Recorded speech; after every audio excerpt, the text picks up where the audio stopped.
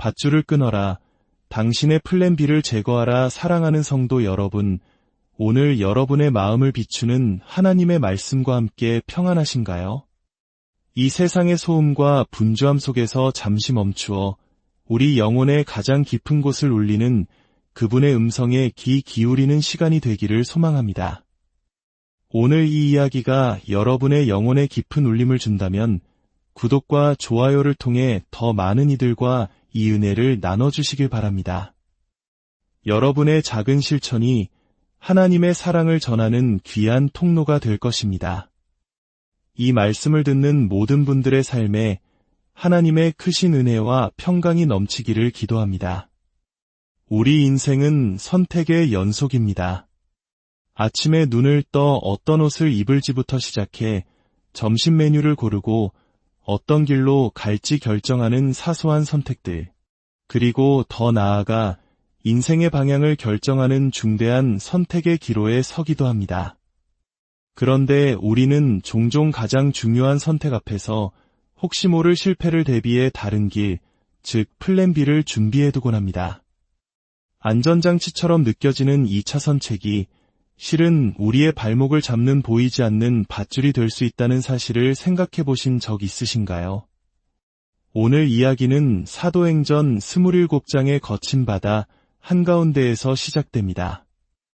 사도 바울을 태운 배는 유라굴로라는 무서운 광풍을 만나 14일 동안이나 표류하고 있었습니다. 해와 달도 보이지 않는 칠흑 같은 어둠 속에서 사람들은 모든 희망을 잃어가고 있었습니다. 바로 그때 몇몇 선원들이 몰래 배를 탈출할 계획을 세웁니다. 그들은 뱃머리에서 닻을 내리는 척하면서 작은 구명보트를 바다에 내리고 있었습니다. 자신들만이라도 살아남겠다는 이기적인 플랜 B였죠. 이들의 속셈을 간파한 바울은 백부장과 군인들에게 단호하게 말합니다. 이 사람들이 배에 머물지 않으면 당신들은 구원받을 수 없습니다. 이 말을 들은 군인들은 즉시 칼을 뽑아 구명보트의 밧줄을 끊어버리고 보트는 파도 속으로 떠내려가 버립니다. 그들은 유일한 탈출구처럼 보였던 플랜 B를 스스로 제거해버린 것입니다. 왜 그랬을까요? 왜냐하면 하나님의 계획, 즉 플랜 A는 모두가 배에 머물러 함께 구원받는 것이었기 때문입니다. 천사를 통해 두려워하지 말라. 하나님께서 너와 함께 항해하는 자를 다 내게 주셨다는 약속의 말씀을 받은 바울은 알고 있었습니다. 배 안에 머무는 것이 곧 생명이라는 것을요. 밧줄을 끊어내는 이 결단. 이것이 바로 오늘 우리가 나눌 이야기의 핵심입니다. 플랜 B를 제거할 때 비로소 하나님의 플랜 A가 온전히 이루어질 수 있다는 진리입니다. 이와 비슷한 놀라운 이야기가 역사 속에도 존재합니다. 시간을 거슬러 1853년 미국 뉴욕에서 세계 박람회가 열렸습니다. 주최 측은 수정궁이라는 아름다운 전시관을 짓고 당시의 최신 발명품들을 선보였습니다. 그곳에서 엘리샤 오티스라는 한 남자가 역사상 가장 극적인 판매 시연을 펼칩니다. 오티스는 안전 엘리베이터 브레이크의 발명가였지만 사람들은 그의 발명품을 믿지 않았습니다. 엘리베이터 줄이 끊어지면 어떡하죠? 사람들의 불신을 잠재우기 위해 그는 특별한 무대를 준비했습니다. 거대한 전시관 중앙에 높은 엘리베이터 플랫폼을 설치하고 수많은 관중이 지켜보는 가운데 그 위에 올라섰습니다. 그리고 조수에게 도끼를 들고 밧줄 옆에 서 있으라고 지시했습니다. 모두의 시선이 집중된 순간 오티스가 외쳤습니다. 밧줄을 끊어라. 그의 외침과 함께 도끼를 든 조수가 엘리베이터를 지탱하던 굵은 밧줄을 내리쳤습니다. 쿵하는 소리와 함께 밧줄이 끊어지고 오티스가 서 있던 플랫폼은 자유낙하하기 시작했습니다. 관중들은 비명을 질렀습니다. 끔찍한 추락사고를 눈앞에서 목격하리라 생각한 순간 플랫폼은 몇 미터 채 내려가지 못하고 철컥 소리를 내며 그 자리에 멈춰 섰습니다. 바로 오티스가 발명한 안전 브레이크가 작동한 것입니다. 잠시의 정적이 흐른 뒤 플랫폼 위에 오티스가 의기양양하게 외쳤습니다. 신사숙녀 여러분, 모두 안전합니다. 모두 안전합니다. 이 극적인 시연 이전까지 뉴욕에는 5층보다 높은 건물이 거의 없었습니다. 아무도 계단을 오르기 싫어했고 엘리베이터를 믿지 않았기 때문입니다. 하지만 오티스가 밧줄을 끊어라 라고 외치며 안전을 증명한 이후 모든 것이 바뀌었습니다. 사람들은 더 이상 엘리베이터를 두려워하지 않았고 건물은 하늘을 향해 뻗어 오르기 시작했습니다. 10층, 20층, 마침내 수많은 마천루가 뉴욕의 스카이라인을 채우게 되었습니다. 한 남자가 담대하게 추락의 가능성이라는 밧줄을 끊어냈을 때 도시는 비로소 하늘을 향해 성장할 수 있었던 것입니다. 사랑하는 성도 여러분, 엘리샤 오티스의 이야기는 우리 신앙의 여정에 놀라운 통찰을 줍니다. 마천루가 더 높이 올라갈 수 없었던 이유는 기술의 한계가 아니라 사람들의 마음속에 있던 추락할지도 모른다는 두려움의 밧줄 때문이었습니다. 마찬가지로 하나님께서 우리를 위해 예비하신 놀라운 삶의 높이로 올라가지 못하게 막는 것은 바로 우리 마음속에 있는 플랜 B라는 밧줄입니다. 하나님을 따르는 이 삶이 너무 힘들면 어떡하지? 세상으로 돌아갈 길을 하나쯤은 남겨둬야 해. 이 결혼 생활이 실패할지도 모르니 마음 한구석에는 다른 가능성을 열어두자. 온전히 헌신했다가 상처받으면 나만 손해니까 적당한 거리를 유지하는 게 현명해. 이런 생각들이 바로 우리를 낮은 곳에 머물게 하는 밧줄입니다. 플랜 B가 있는 한 우리는 플랜 A를 위해 전심을 다하지 않습니다. 언제든 돌아갈 곳이 있다고 생각하면 폭풍우가 몰아칠 때 배에 머물며 닻을 내리기보다 구명보트를 먼저 찾게 됩니다. 사탄은 바로 이 점을 교묘하게 이용합니다. 다니엘서에 예언된 것처럼 마지막 때의 사탄은 성도들을 지치게 만들고 우리의 믿음과 결단력을 약화시키려 합니다. 우리 마음속에 끊임없이 의심의 씨앗을 뿌리며 하나님의 계획 플랜 A 대신 그럴듯해 보이는 플랜 B를 선택하도록 유혹합니다. 하지만 오늘 저는 선포하고 싶습니다.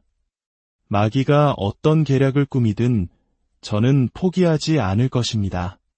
저는 두려움 속에 살지 않을 것입니다.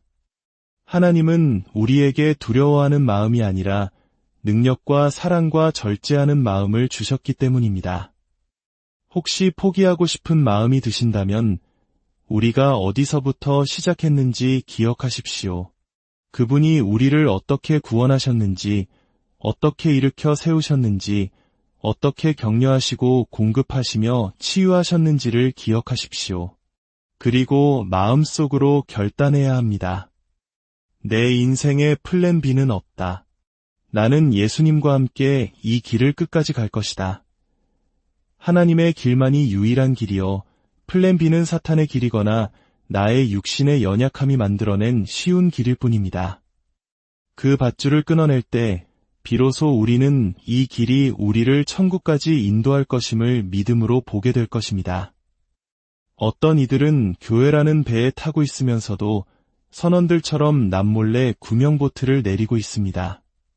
겉으로는 아멘, 할렐루야를 외치며 닻을 내리는 척하지만 마음속으로는 다른 계획을 세우고 있습니다. 하나님을 속일 수 있다고 생각하며 한 발은 교회에 다른 한 발은 세상의 구명보트에 걸쳐두고 있습니다.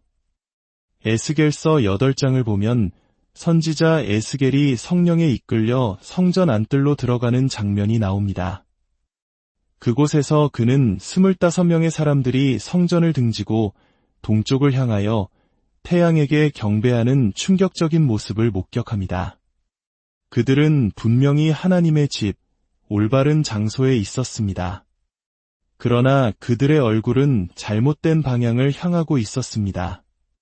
이것이 바로 오늘날 많은 이들의 모습일 수 있습니다. 몸은 교회에 있지만 마음과 시선은 여전히 세상을 향해 있는 것입니다. 세상의 쾌락, 육신의 정욕, 안목의 정욕, 이생의 자랑을 바라보며 정작 우리를 위해 십자가 지신 예수님은 등지고 있는 것입니다. 롯의 이야기도 마찬가지입니다. 그는 하나님과 동행하는 사람인 아브라함과 동행했던 사람이었습니다. 그러나 정작 선택의 순간이 왔을 때 그의 눈은 기름지고 물이 넉넉한 소돔과 고모라 땅을 향했습니다.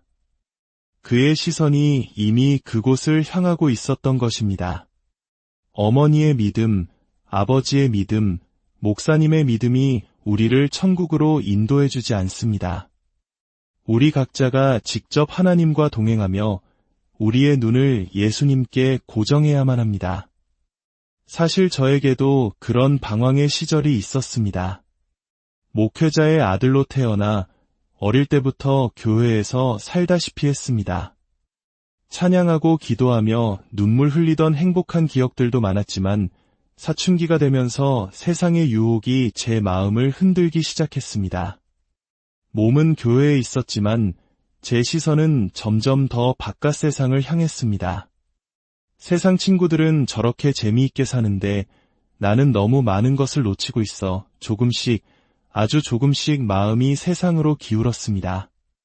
신앙의 타락은 결코 한순간에 일어나지 않습니다.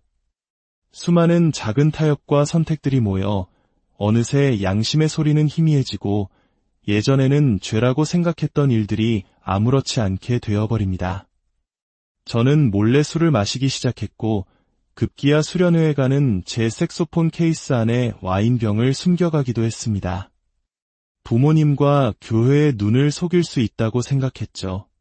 겉으로는 찬양대에 서서 거룩한 척했지만 제 허리에는 세상을 향한 플랜 B의 밧줄이 주렁주렁 매달려 있었습니다.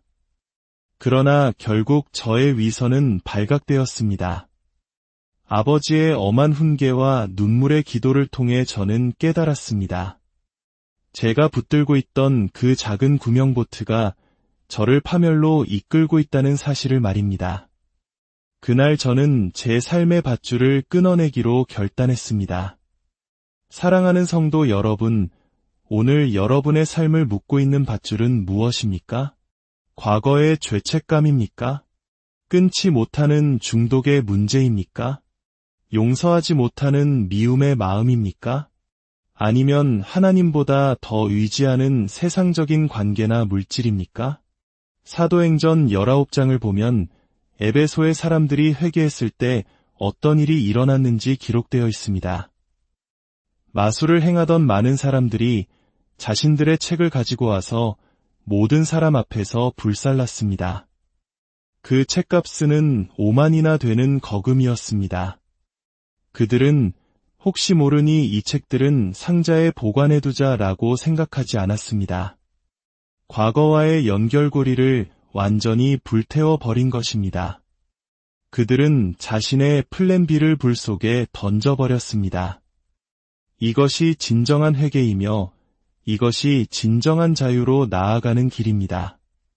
우리가 모든 대안과 다른 선택지들을 제거하고 오직 하나님만 바라보기로 결단할 때 성령께서 우리에게 말씀하십니다. 이제 가자.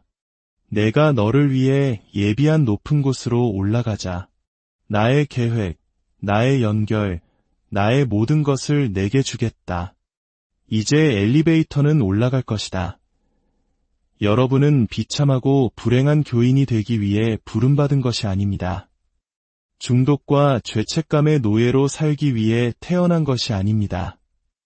여러분은 더 위대한 것들을 위해 창조되었습니다. 오늘 성령의 능력으로 그 밧줄들을 끊어내십시오. 슬픔의 구명보트에 갇혀있는 분이 계십니까? 사랑하는 사람을 잃은 고통 속에서 헤어나오지 못하고 계십니까? 주님께서 오늘 말씀하십니다. 내가 너를 그 슬픔에서 자유롭게 하리라. 내가 남은 생을 우울함 속에서 보내는 것을 원치 않는다. 이제 그 밧줄을 끊어낼 시간입니다. 우리의 닻을 내리고 예수님과 함께 이 배에 머물 시간입니다. 이제 조용히 두 손을 들고 함께 기도하기를 원합니다. 여러분의 삶에 있는 적의 밧줄들을 영의 눈으로 바라보십시오. 그리고 사도행전의 군인들처럼 믿음의 칼을 들어 그 밧줄을 끊어내십시오. 그리고 이렇게 기도하십시오. 주 예수님, 오늘 제 삶을 온전히 주님께 드립니다. 저의 연약함과 두려움으로 인해 붙잡고 있었던 모든 플랜 B를 주님 앞에 내려놓습니다. 제 삶의 플랜 B를 상징하는 모든 밧줄을 성령의 검으로 끊어 주시옵소서. 과거의 죄와 수치심, 끊어내지 못한 악한 습관과 관계, 세상에 대한 미련과 두려움의 밧줄을 끊어 주십시오. 제 스스로는 자유로워질 수 없음을 고백합니다. 오직 주님의 은혜만이 저를 자유롭게 하실 수 있사오니 지금 이 시간 저를 풀어주시고 주님께서 원하시는 곳으로 저를 인도하여 주시옵소서. 이제 모든 대안을 내려놓고 오직 주님만 바라보는 여러분의 삶 위에 하나님의 놀라운 계획이 하늘의 마철로처럼 높이 세워지기를 주님의 이름으로 축복하고 기도합니다.